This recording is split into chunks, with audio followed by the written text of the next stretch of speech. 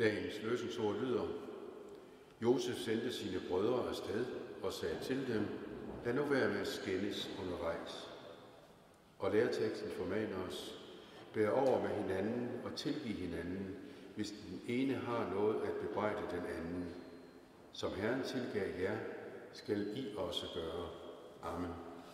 Vi synger nummer 827, der findes i tillægget bagerst i salmebogen.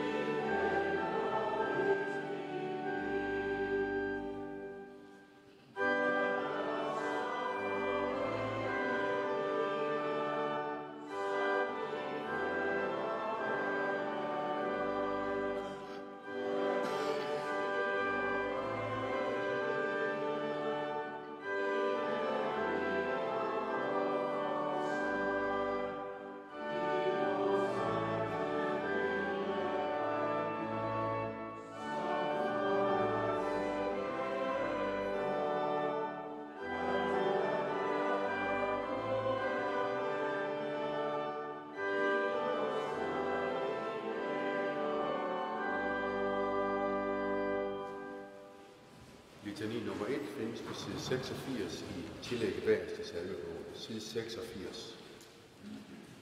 Lovet være Gud, vor Herres Jesu Kristi Far, som i Kristus har velsignet os med al himlens åndelige velsignelse og givet os Helligånden. Han har med kærlighed i sin gode vilje forudbestemt os til barnekår hos sig ved Jesus Kristus. Ham vil jeg ære fra evighed til evighed. Amen.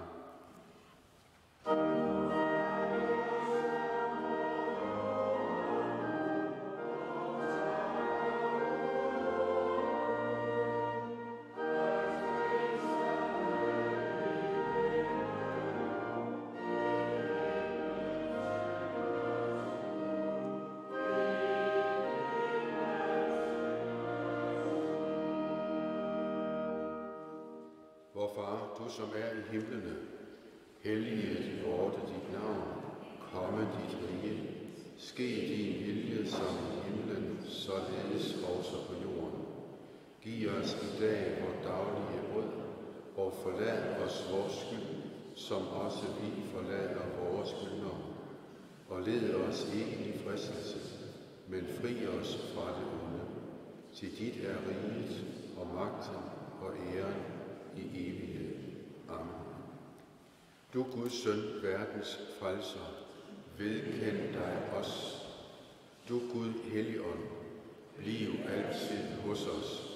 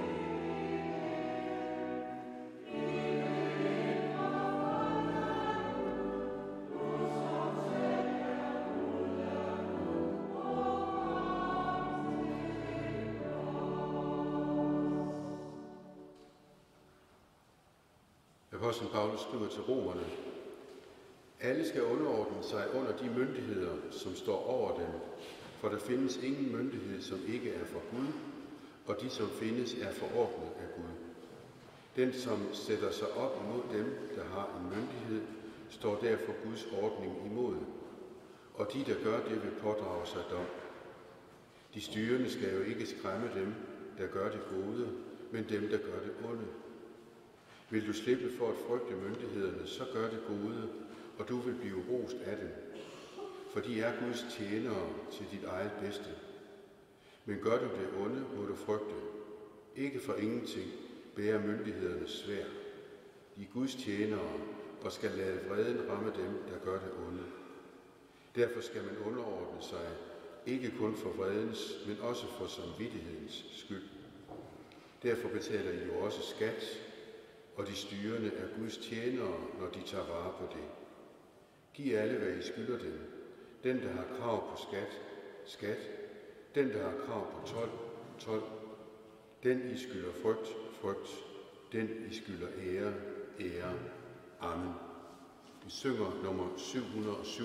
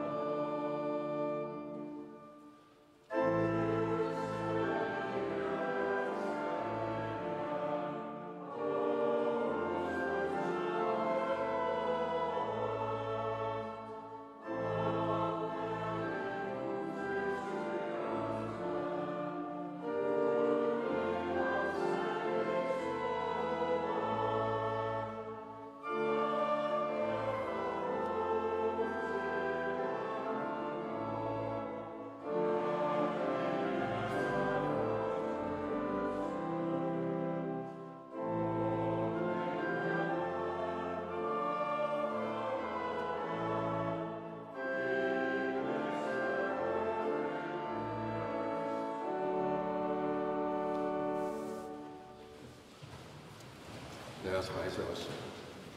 Hellige Gud, himmelske Far, vi lover og tilbeder dig, som i godhed skænker os livet og alle dets gaver.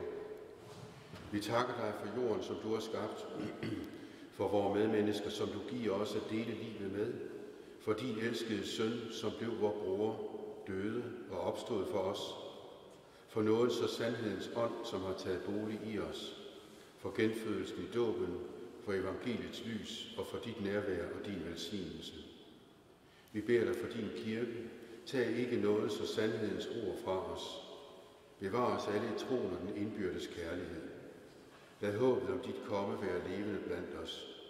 Giv os trofaste ledere og forkyndere af dit ord. Lad dit evangelium udgå til alle folkeslag.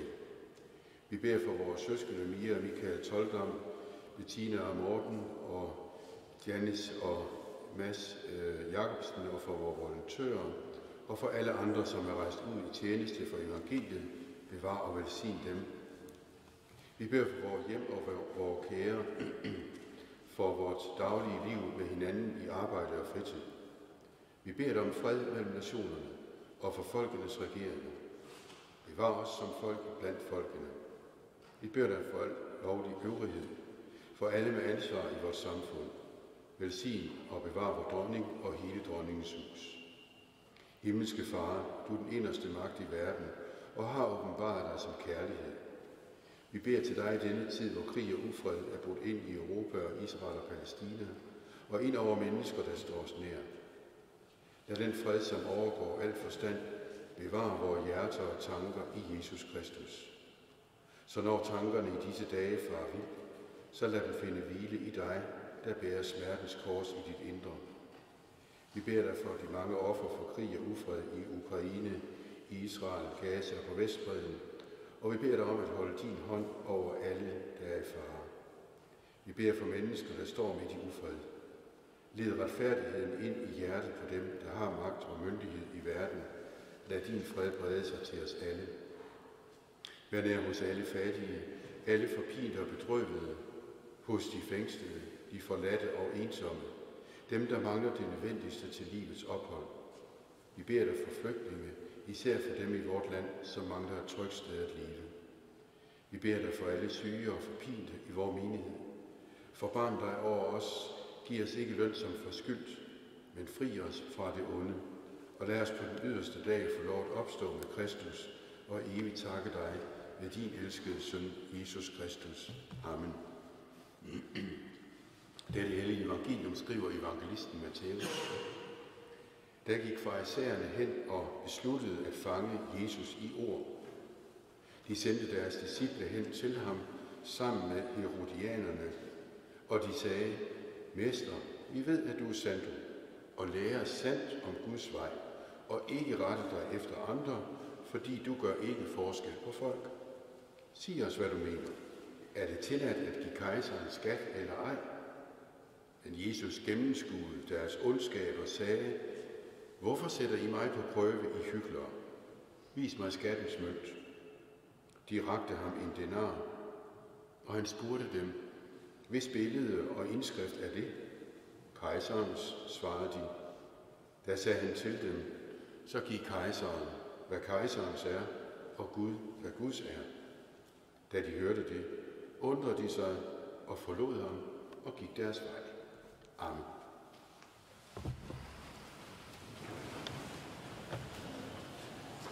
Som det sker mange gange i de 4 evangelier, siger Jesus noget vigtigt på grundlag af nogle menneskers spørgsmål. Nogle farisæere stiller et spørgsmål med henblik på at bringe Jesus i problemer, for derved at kunne anklage ham. Skal der betales skat til kejseren? Spørger de. Det er i udgangspunktet et umuligt spørgsmål, et trikspørgsmål. Svarer Jesus nej, de skulle ikke betale skat, så har han lagt sig ud med den romerske besættelsesmyndighed og står til at blive straffet. Svarer han ja, så har han lagt sig ud med jøderne, og derfor var spørgsmålet kompliceret. I vores samfund vil det næppe være helt forkert at svare ja, hvis vi bliver spurgt, om vi skal betale skat. Men for jøderne var det et spørgsmål, der var meget mere kompliceret. Jesus kalder spørgerne for hyklere, og det gør han, Fordi hvis de havde haft de rigtige intentioner, kunne det sagtens forsvares at diskutere at nægte at bruge skattens mønt. Men de havde de forkerte intentioner. De ville ikke forsvare den rette lære, de ville i stedet for fælde Jesus. Sagen var nemlig, at mønten, som der vitterligt er tale om her, havde et billede af kejseren indgraveret på den ene side. Og kejseren var afbildet med laurbærkrans, og det var jo et tegn på guddommelighed. Så det var altså en dobbelt blasfemi for jøderne. Nemlig dels, at et menneske var afbildet, da det ifølge jødisk lov ikke var lovligt at afbilde noget levende. Dels fremgik det af mønten, at kejseren skulle betragtes som guddommelig. Når jøderne betalte med skattens mønt, brød de sådan set jødisk lov. Hvis Jesus derfor havde svaret ja på farisæernes spørgsmål, ville han dermed indirekte opfordre til at bryde loven, noget han ellers havde sagt, at de ikke skulle. Jesus udtrykte det endda sådan et andet sted i øvrigt, at han ikke var kommet for at nedbryde loven, men for at opfylde loven. Da farisæernes disciple spurgte Jesus, kaldte de ham mester, eller i virkeligheden lærer. Det var på den ene side tom smiger. De anså ham absolut ikke for at være en sand lærer, men de ville fælde ham. Og samtidig så havde de jo sådan set fuldstændig ret. De kaldte ham det, han var, nemlig læreren, der havde sandhed, og som kunne give den til dem. De var så tæt på, og alligevel så langt væk. Jesu forkyndelse betyder en omvurdering af de herskende værdier, og den rokker ved de religiøse og verdslige lederes autoritet. Vi får i evangeliet fortalt frelsens budskab fra neden, fra de udskammedes, de fremmedes, de fattiges position. Det er dem, der er i centrum i Jesu budskab, hvorimod lederne, ja, de får besked om at sætte sig længere ned. Men trods alle omvurderinger og ydmygede autoriteter, trods et næstekærlighedsbudskab, der, hvis det ikke kunne blive ved ord, ofte måtte hjælpes på vej af politisk vej, trods det er Jesus selv næsten tavs om det politiske. Og kun et sted nærmer det sig et politisk udsagn, det Jesus siger, og det er i ordene om skattens mønt, som vi netop har hørt i dag. Jesus svarer altså ikke på spørgsmålet, han er blevet stillet, men han ender med at få spørgerne til selv at svare. Han giver anskuelighedsundervisning ved at bede om en mønt, som bruges ved skattebetaling. Og de rækker ham så den her denar, og de kan se billedet på mønten. Jesus ville simpelthen ikke gå ind på spørgsmålets præmis, at verden er opdelt i to områder, et der styres af Gud, og et der styres af verdslige ledere.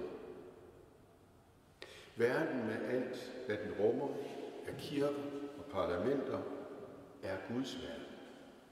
Og uanset om vi folder vores hænder eller taler om økonomi, hører vi Gud til. Det viser sig jo, at mønten tilhører kejseren, og at når de betaler skat, så giver de i virkeligheden kejseren tilbage, hvad der er hans. Så det kunne jo have været svaret, men det vigtigste er faktisk ikke sagt endnu. Jesus siger, at de skal give kejseren, hvad kejserens er. Det er noget af det samme, som Paulus sagde i det afsnit, vi for lidt siden hørte i Romerbrevet, hvor man skal adlyde myndighederne mere måske, end det er korrekt.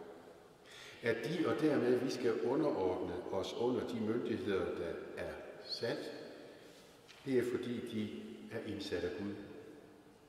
Det er myndighederne, altså indsat af Gud, når de gør Guds vilje. Vi skal alle give, hvad vi er skyldige til de lovlige myndigheder.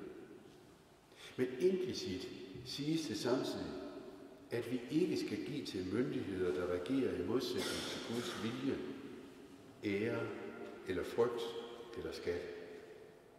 Netop disse ord fra Romerbrevet, som vi jo altså har hørt, de har i kirkens historie skabt store kvaler for kristne, som har levet under ukristelige styreformer. For eksempel gav det anledning til svære overvejelser for kristne i Tyskland under 2. verdenskrig, om de kristne skulle vende sig mod styret i protest. Og det giver i lande som Myanmar, Rusland, Iran, Nordkorea, Nicaragua og i forskellige andre lande i dag svære spørgsmål til kristne.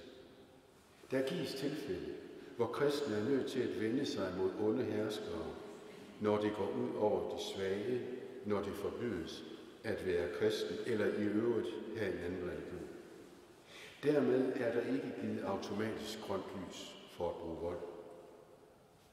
Toregimentelæren, som vi nok har hørt om, som Luther fremførte, det verdslige regimente og det guddommelige regimente, synes at være et brugbart greb til at fravriste middelalderkirkens dominans over samvittigheden. For Luther handlede det om, at evangeliet og det almindelige præstedømme ikke må misbruges til anarki og lovløshed.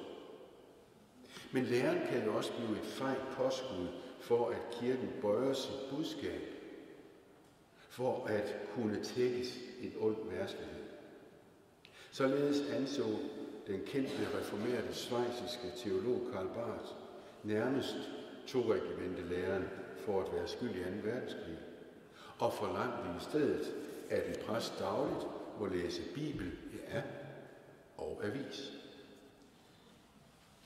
Da Karl Barth engang blev bedt om at holde et teologisk foredrag, men der måtte endelig ikke være politik, så svarede Barth, at vi er 2 sider af samme sag. Intet partiprogram kan være kristent, men samtidig er det en ukristelig pilgrimsmyte ikke at være politisk engageret. I Tyskland blev kirken efter nazisternes magtovertagelse i 1933 stillet over for et krav om stillingtagen i forhold til de nye magthavere og deres nationalsocialistiske ideologi. De såkaldte tyske kristne overtog stort set nazi-ideologien og iklædte den i luthersk evangelisk dragt, hvorved de stillede kirken helt i statens tjeneste. Og dette var for en række præster og teologer, herunder Karl Barth og Dietrich Bonhoeffer og andre, ganske uantageligt, og de dannede som modtræk et selvstændigt kirkeforbund kaldet Bekendelseskirken. Det skete i maj 1934 i Wuppertal-Barmen, hvor den såkaldte Barmen-erklæring blev vedtaget af repræsentanter for de tyske lutherske, reformerede og så de forenede unerede lutherske reformerede kirker, der deltog i synoden. Og det blev en afgørende begivenhed i Bekendelseskirkens kamp mod nazismen og rigskirkestyret. Barmen-erklæringen, det er en fælles luthersk reformeret bekendelse til Jesus Kristus som Guds eneste åbenbaring og som kirkens herre. En bekendelse, som også skal afspejle sig i kirkens ledelse og liv. Og samme Barmen-erklæring nævnes i Brødrekirkens kirkeorden som et vigtigt bekendelsesskrift for os. Vi skal leve i verden, men med vores kritiske sans i behold. Verden, politikken, myndighederne kan ikke definere, hvad kristendom er. Men vi skal give kejseren, hvad kejserens er, om end det er vigtigt, ikke det afgørende Jesus svar til farisæerne. Nej, tilføjelsen kommer. Vi skal give Gud, hvad Guds er. Det alt overskyggende er, at vi skal give Gud, hvad Guds er. Og så kommer spørgsmålet, hvad er der Guds? Ja, Hvad vi skylder i denne verden er vigtigt, inden for sin begrænsning. Noget helt andet er vort altomfattende mellemværende med Gud. Og det hænger sammen med spørgsmålet, hvor meget tilhører Gud? Og svaret er alt.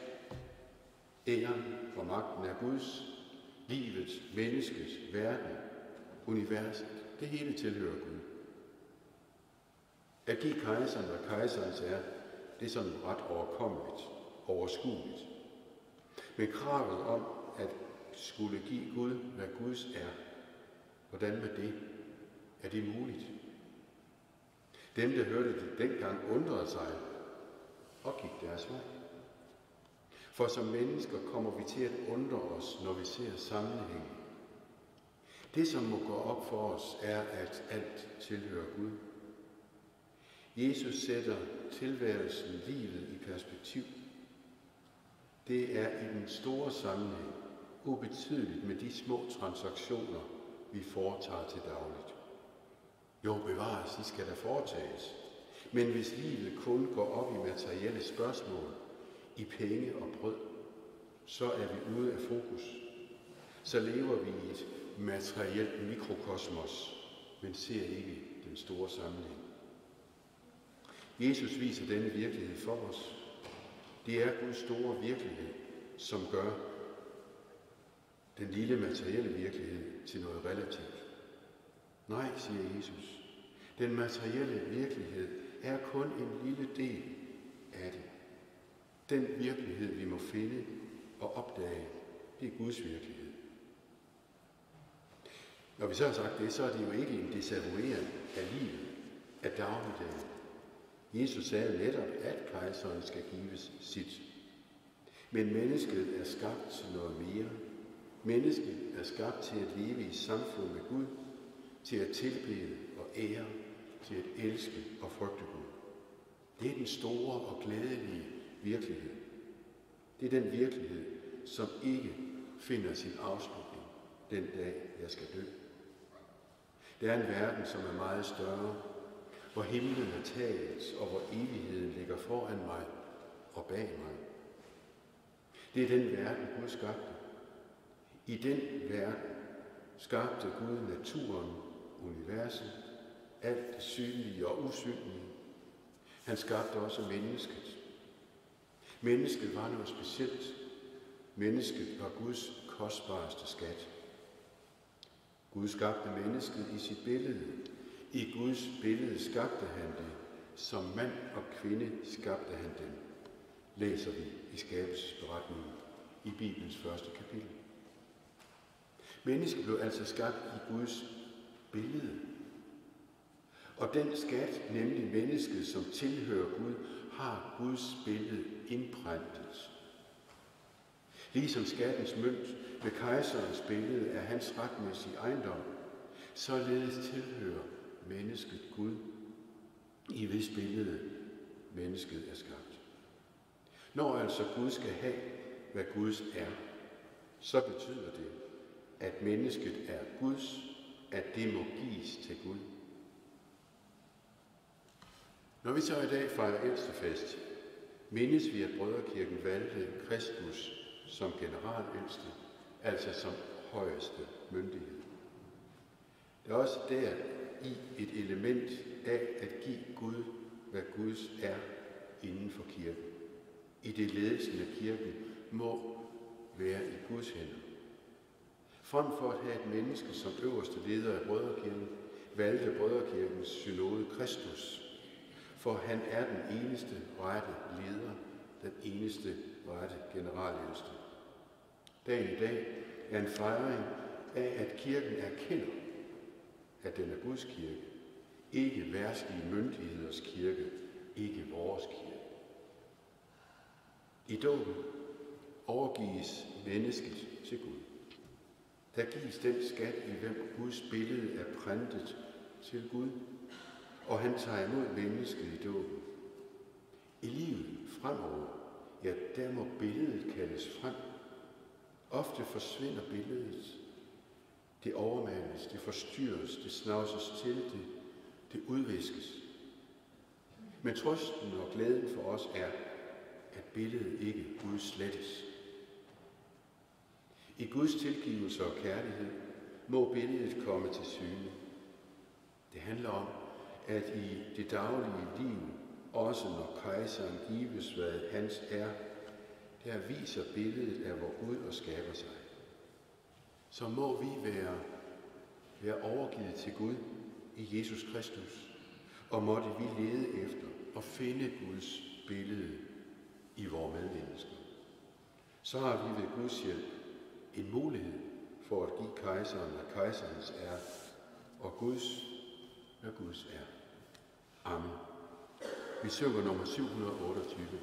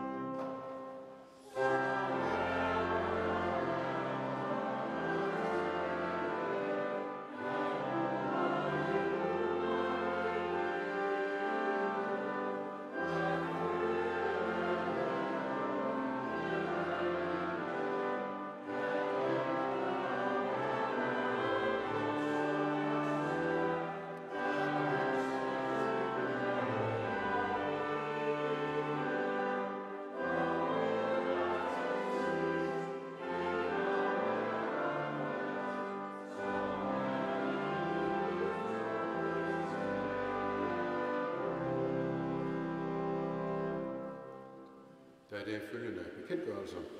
På søndag der er der gudstjeneste kl. 10.30. Og så fejrer vi, som det nok efterhånden er bekendt, ældste fest i dag. I eftermiddag kl. 14.30 er der kærlighedsmåltid, og kl. 19 i aften fejrer vi den hellige nadver. Alle er hjerteligt velkomne. På torsdag den 17. november samles sygekredsen i præsteboligen. Kl. 15 Birgitte Jensen her fra byen kommer og taler om emnet en gang spejder, altid spejder.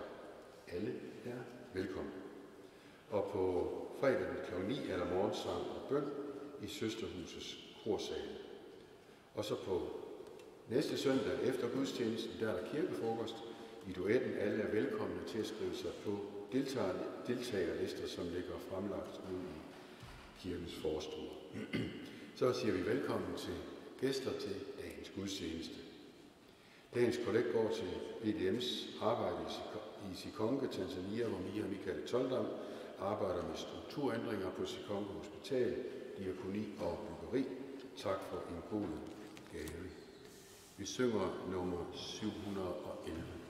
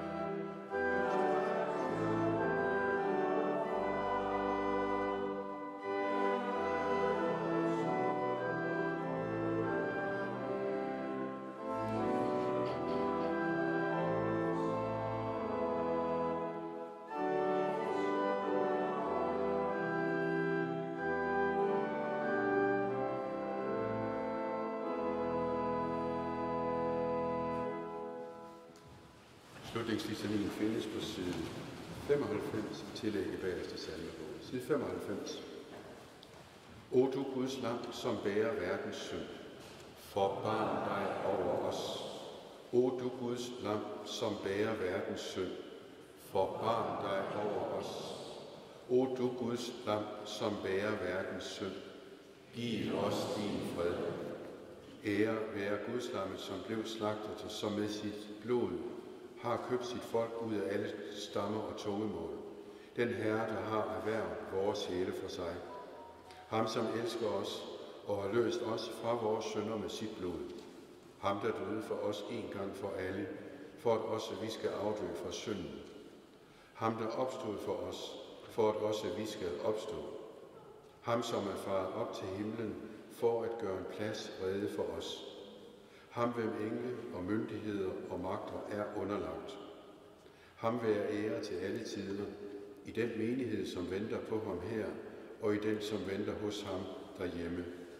Fra evighed til evighed. Amen.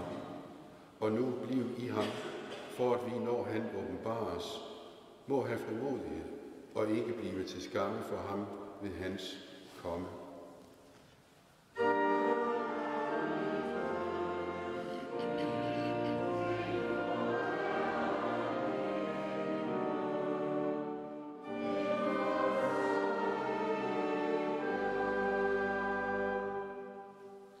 Herren velsigne dig og bevare dig. Herren lad sit ansigt lyse over dig og være dig nådig. Herren løfte sit åsyn på dig og give dig fred.